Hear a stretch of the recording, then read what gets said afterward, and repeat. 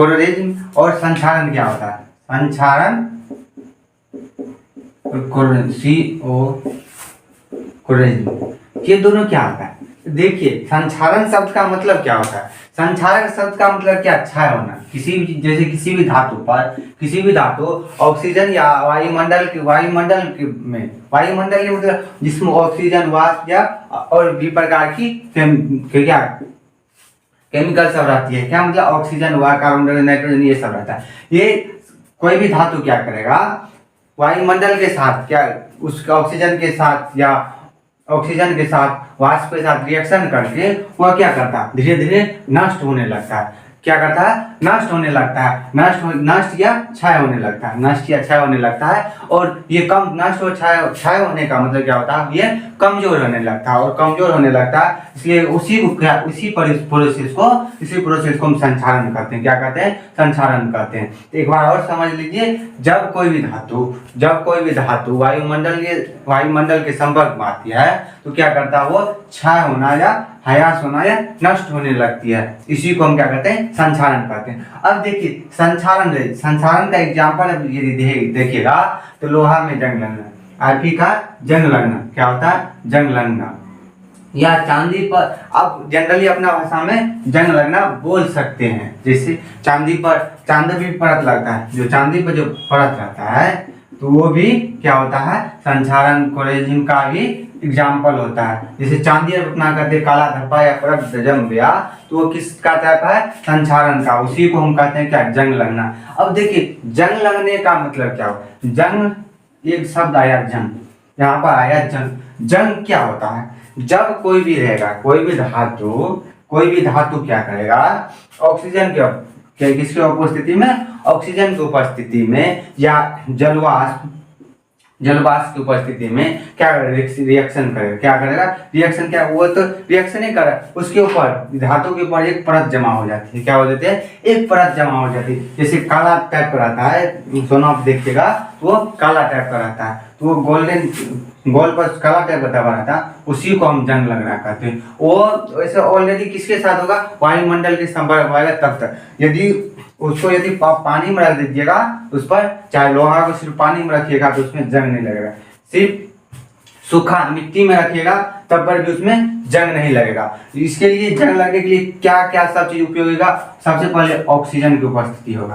क्या होगा? ऑक्सीजन होना चाहिए, जल होना चाहिए, जल वाष्प होना चाहिए, ये होना चाहिए। अब देखिए पानी में क्या रहता है? तो पानी में ऑक्सीजन की मात्रा रहती है, लेकिन वह किसमें? पानी में घुला हुआ रहता है। जितना चाहिए उसको इतना नहीं रहता है। किसको नहीं रहना चाहिए? तो इसलिए इसके लिए मिट्टी भी इसमें संपर्क में रहना चाहिए। मिट्टी हो और जल हो, तीनों चीज संपर्क में रहना चाहिए। अब देखिए जल में क्या रहता है? ऑक्सीजन की मात्रा रहती है मगर बहुत कम होती है। कितना होती है? और वायुमंडल की तुलना में बहुत कम होती है। इसलिए आप यदि लोहा का यदि कह देगा, इसको कैसे हम बचा सकते हैं जंग लगने से, तो उसको यदि आप पानी में रख दीजिए या कहीं सूखे स्थान पर रख दीजिए, चाहे मिट्टी में रख दीजिए, वो क्या करेगा? वो उसमें जंग नहीं लगेगा। अब देखिए ये सब हो गया। तो अब यदि कह देगा संक्षारण को बचाने का तरीका, क्या कहेगा? संक्षारण का बचाने का तरीका, संक्षारण को बचाने नष्ट होने से इसमें क्या? एक विद्युत लेप चढ़ा दीजिए। क्या करा दीजिए? विद्युत लेप चढ़ा दीजिए। या वो किसी धातु का लेप चढ़ता है। अब देखिए इसका विद्युतीकरण भी कर दीजिए। ये हो गया। ये सब क्या हो जाता है? लोहा पे जैसे उसको संक्षारण को पेंट करके भी रोका जाता है, ये सब मेथड होता है। अब आता है एक आएगा एनोडीकरण। अब एनोडीकरण क्या होता है? तो एनोडीकरण जैसे एल्युमिनियम पर कोई एल्युमिनियम ऑक्सीजन जैसे वायुमंडल में आएगा, ऑक्सीजन के साथ रिएक्शन करके एक परत बना लेता है। एनोडीकरण एल्युमिनियम क्या करता है? ऑक्सीजन के साथ करके अपने ऊपर एक परत बना लेता है, वो और परत बनाता है, उसी को हम एनोडीकरण कहते हैं। आप जैसे देखते होंगे जैसे भोजन बनाने वाला जो कढ़ाई सब होती है तो वो एल्युमिनियम का अधिकतर बना हुआ था, एल्युमिनियम का बना हुआ रहता है, लेकिन उसमें क्या करता है? उस पर एक परत लेयर चढ़ देता है, इसलिए वह जल्दी अपने आप को को खराब नहीं, तो वो ऑक्सीजन से अभिक्रिया जल्दी करके क्या करता है, एनोडीकरण मतलब वो अपने ऊपर एक परत बना लेती है। ये हो गया। अब देखिए एक होता है विद्युतीकरण। क्या हो गया, विद्युतीकरण। एक आपको हो जाएगा विद्युतीकरण। विद्युतीकरण क्या होता है, विद्युतीकरण क्या होता है, तो विद्युत इलेक्ट्रोलाइसिस मेथड के द्वारा, इलेक्ट्रोलाइसिस मेथड के द्वारा कोई धातु पर इलेक्ट्रोलाइसिस के मेथड के द्वारा, इलेक्ट्रोलाइसिस या विद्युत अपघटन विधि द्वारा क्या करता है, किसी धातु पे एक परत जमा हो जाएगा, उसको क्या कहेंगे, विद्युत अपघटन विधि। क्या कहेंगे उसको, विद्युत अपघटन विधि, एनोडीकरण। और इसको हम डेफिनेशन के साथ देखते हैं। देखिए संचारण का क्या परिभाषा देखते हैं। तो इसमें कह रहा है किसी अधातु, क्या कर रहा है, किसी मेटल की सतह पर ऑक्सीजन, कार्बन डाइऑक्साइड तथा जलवाष्प से रिएक्शन कर या अभिक्रिया कर फलस्वरूप मेटल का क्षय होना, अभिक्रिया करके क्या, अभिक्रिया रिएक्शन के फलस्वरूप मेटल का क्षय या ह्रास होना कोलिजन कहलाता है।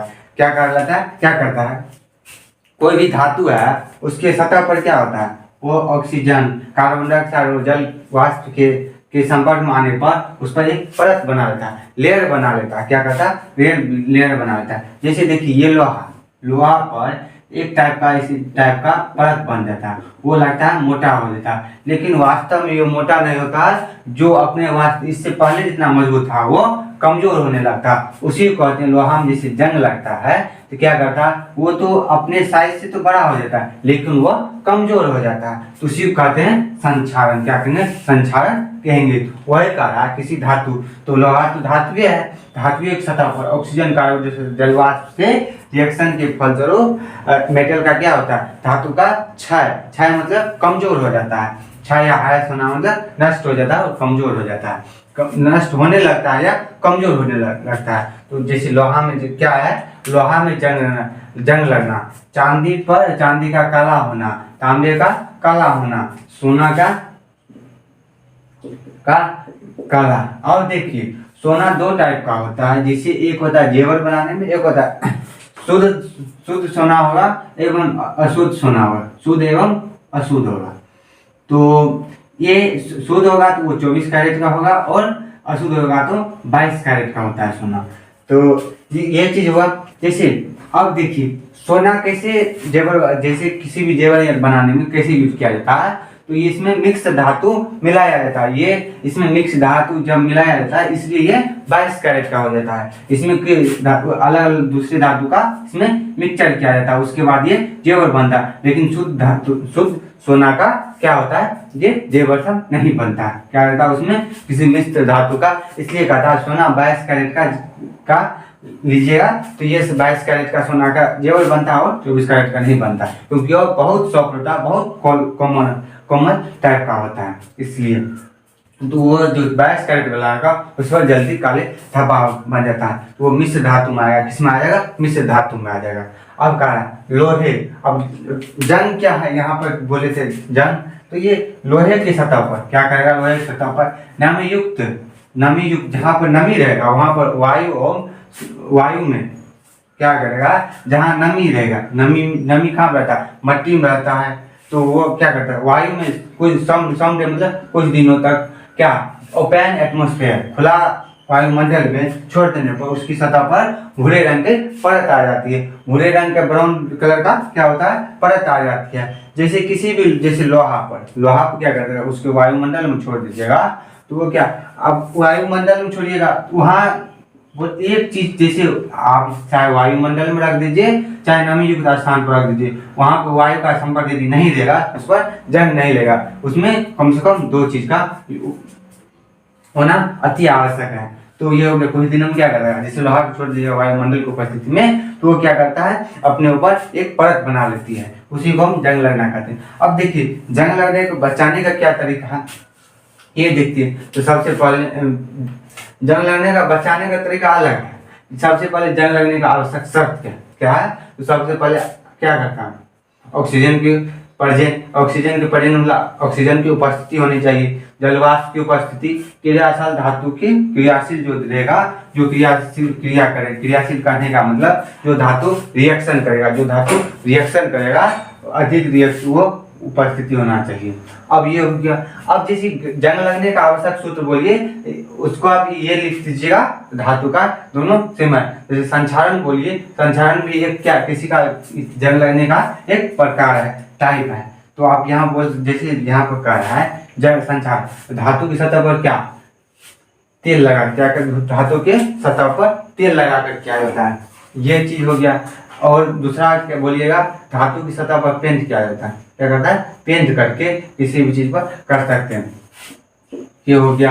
अब जस्तीकरण अथवा विद्युत लेपन विधि द्वारा दूसरे धातु का लेप चढ़ाया जाता है, जैसे किसी भी घोल में दे देता है, जैसे घोल में डालकर उस पर क्या करता है, आप लेप चढ़ा सकते हैं, देखते हैं विद्युत लेपन। अब देखा धातु द्वारा अपनी परत पर ऑक्साइड, धातु जैसे एल्युमिनियम है, एल्युमिनियम को यदि आप ऑक्सीजन को पश्चिम वो अपने ऊपर एक ऑलरेडी एक परत बना लेती है, उसी के द्वारा वो परत बना लेती, वो पहले से मजबूत हो गया, तो मजबूत हो गया तो उसके ऊपर जल्दी नहीं होगा।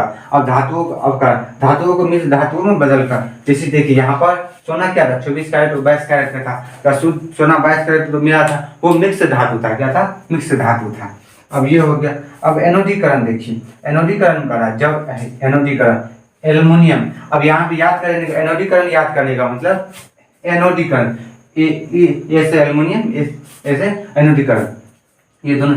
अब क्या एनोडीकरण, एनोडीकरण याद करने का तरीका अच्छा से देख लीजिएगा, क्योंकि ये बोर्ड में 2 नंबर में पूछता है, एनोडीकरण और एल्युमिनियम।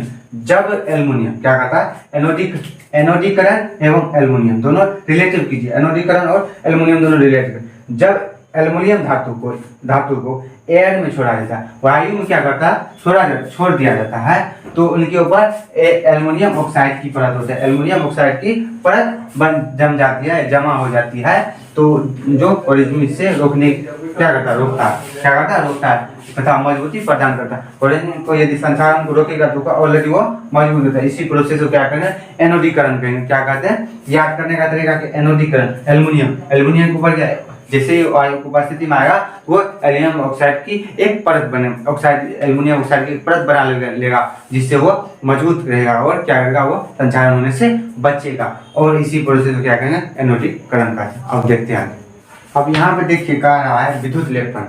विद्युत लेपन कहने का मतलब देखिए, विद्युत अपघटन इलेक्ट्रोलाइसिस मेथड द्वारा, प्रोसेस द्वारा किसी धातु पर अन्य दूसरी धातु का क्या करता है, एक परत चढ़ना विद्युत लेपन कहलाता है। क्या करता है, विद्युत लेपन कहलाता है। 2 या 2 से अधिक क्या करता है, 2 या 2 से अधिक अधातु अथवा एक धातु एवं एक धातुओं का समान मिश्रण के क्या कहलाता है, मिश्र धातु कहलाता है। जैसे देखिए पीतल, सोल्डर, स्टील, ये सब क्या मिश्र धातु होता है। क्या होता है, समान मिश्रण दोनों क्या होता है, 2 या 2 से अधिक, या तो 2 या 2 से अधिक अधातु हो या एक धातु एक अधातु का जब मिश्रण होता है तब जब तब उसके बाद जो चीज बनता है वो मिश्र धातु कहलाता है। जैसे पीतल हुआ, सोल्डर हुआ, स्टील हुआ, ये सब मिश्र धातु है। तो आज आपका ये तीसरा चैप्टर ये कंप्लीट हो गया। यदि आपको इस वीडियो से संबंधित या पिछले चैप्टर या अगले चैप्टर यदि आपको, क्योंकि आप लोग तो ऑफलाइन पढ़ते होंगे, अगले चैप्टर में कोई प्रॉब्लम है आप कमेंट कीजिएगा, और होगा तो इस सैटरडे संडे तक प्रकाश के परावर्तन अपवर्तन का सब्जेक्टिव वीडियो अपलोड हो जाएगा।